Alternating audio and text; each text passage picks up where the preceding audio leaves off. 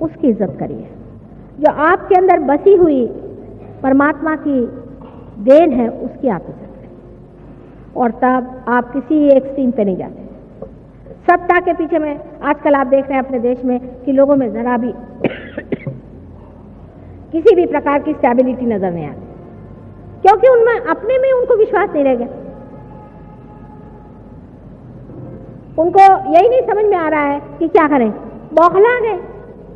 उनका बेस ही कोई नहीं रह गया, कोई उनके तत्व नहीं रह गए, क्योंकि वो तत्व से बहुत दूर चले गए हैं। और उस तत्व के दूर जाने के लिए उनको कोई भी घबराहट नहीं होती, क्योंकि उनका अहंकार उससे पूरा होता है। इसका फायदा बहुत लोग उठाते हैं। इस तरह के जो लोग डामाडोल होते हैं उनका बहुत लोग फायदा उठाते हैं। अब आप कहिएगा कि माता जी आजकल तो सभी लोग इसी प्रकार के अपने देश में हो गए हैं, सबका जो है वो अहंकार इतना बढ़ गया है कि लोग किसी भी तत्व में विश्वास नहीं करते। नहीं करेंगे तो भुगतेंगे। जो मनुष्य अपने तत्व में विश्वास नहीं करता वो भुगतेगा। हर एक ने भोगा है, और जो नहीं करेंगे वो सब भोगेंगे। हिटलर अपने को समझता था कि वो दुनिया को नचा देगा। उस जमाने में तो उसको ऐसा लगता था कि वो जो करे सो कायदा।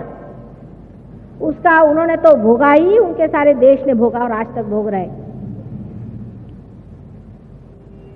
इसलिए याद रखना चाहिए कि पहले ये मैं कहूँ कि तुम बेटा भोगो, बेहतर मैं ये कहूँ कि तुम अपना जो आनंद है उसे भोगो, अपना जो सुख है उसे भोगो, अपना जो तत्व है। ये भी एक शान की चीज है कि आदमी अपने तत्व पे खड़ा है। इससे बढ़ के और क्या शान हो सकती है? आपके पास 4 मोटरें नहीं हो तो क्या फर्क पड़ने वाला है, उससे क्या आपका चला जाने वाला है। लेकिन कम से कम दुनिया में लोग ये तो कहते हैं कि तत्व के आदमी हैं, अगर है दुनिया में तो ये तत्व के आदमी है। ऐसे तो 1000 खटमल पैदा होते हैं और मर जाते हैं। आप अगर वाकई में कोई इंसान है तो अपने तत्व पे आपको रहना चाहिए। और जब आप अपने तत्वों पे रहते हैं तो बहुत से लोगों का ये भी उसमें गड़बड़ हो जाता है कि बड़े तत्वनिष्ठ हुए तो सबको सोचते हैं डंडा मारते फिरो। तत्वनिष्ठ माने उनको लगता है 4 बजे सवेरे उठना बड़ी तत्वनिष्ठता है। ये ऐसे तत्व नहीं है।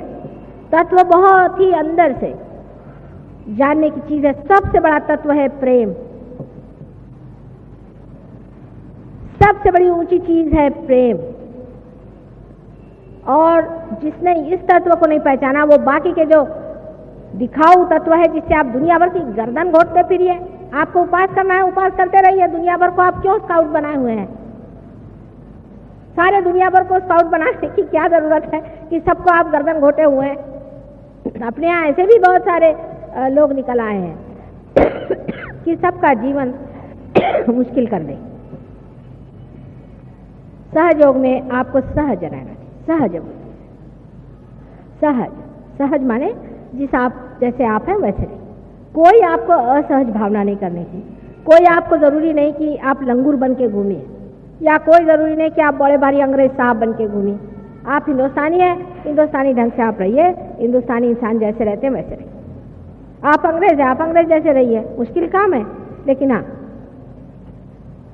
अब उन लोगों के यहाँ क्या हो गया कि एक एक्सट्रीम पे चले गए, अब दूसरा एक्सट्रीम शुरू हो गया। वहां के लोगों ने कपड़ा ही पहनना छोड़ दिया। जितना उन्होंने कपड़ों का पहले महात्म्य किया था, अब उसके फलस्वरूप ये हो गया कि वो कहते चलो फटे कपड़े पहनो। यहाँ से फटे कपड़े वहां पे एक्सपोर्ट होते हैं, आपको पता ही होगा, जिसमें बड़े बड़े पैक्स लगे हुए हैं, वो बड़े अच्छे माने जाते हैं वहां।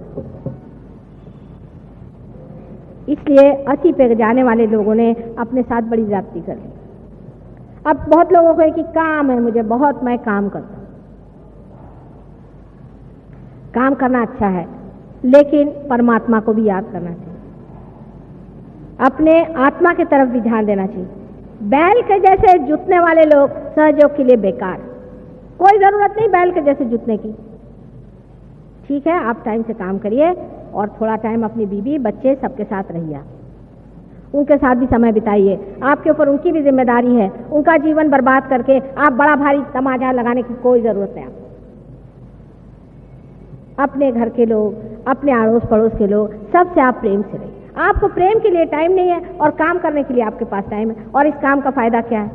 क्या फायदा है आपको?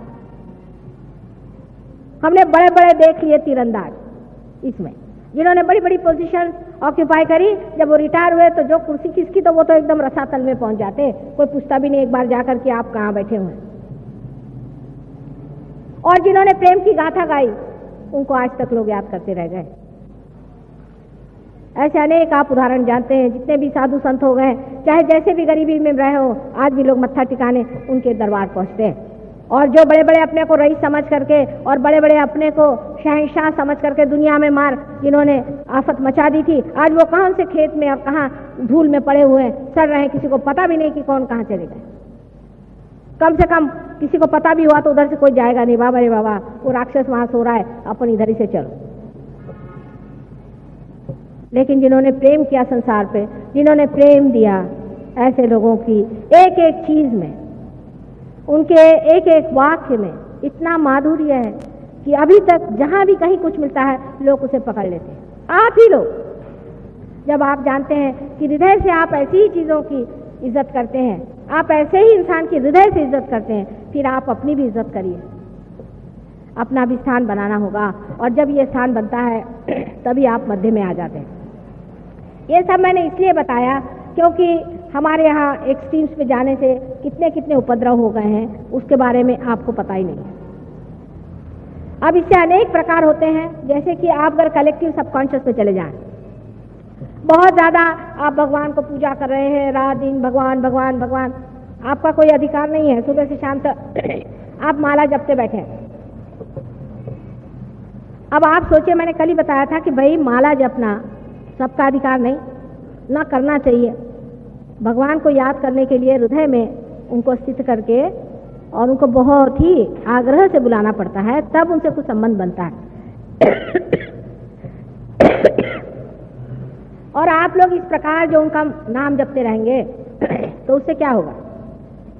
उससे सिर्फ एक बात होने वाली है, और वो बात ये हो जाती है कि भगवान तो कोई नहीं आते हैं, पर कोई राम नाम का समझ लो भूत हो, वही आपके खोपड़ी में आ जाएगा।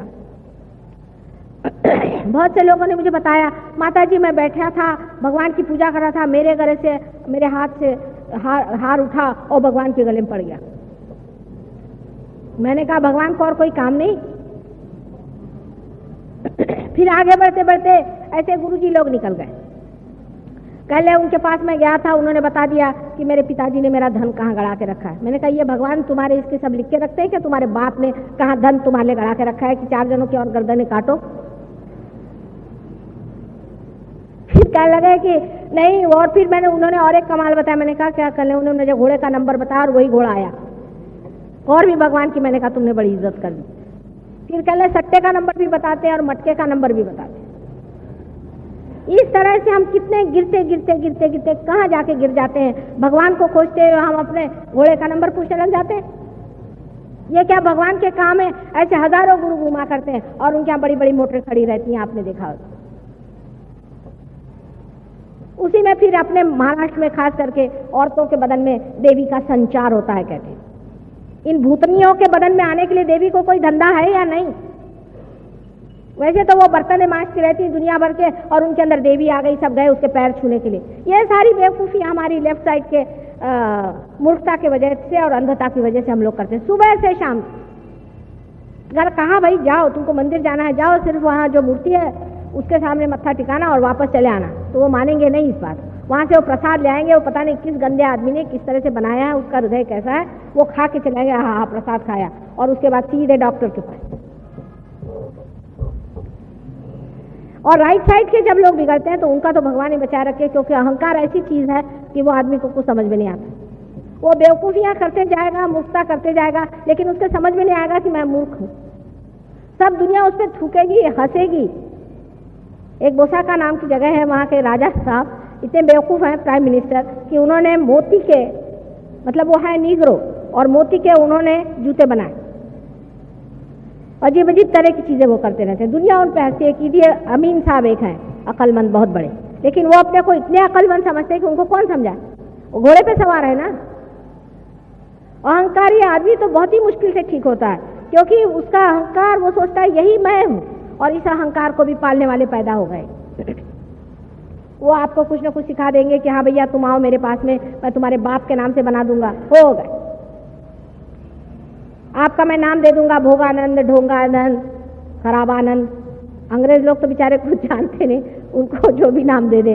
अभी एक साहब मुझे बता रहे थे कि उन्होंने 600 पाउंड दिया एक महाशय जी को, कि उन्होंने उनको मंत्र दिया। मंत्र क्या दिया? आएगा 600 पाउंड, और दूसरे को दिया ठिंगा। अब हिंदुस्तानी समझता है बेचारे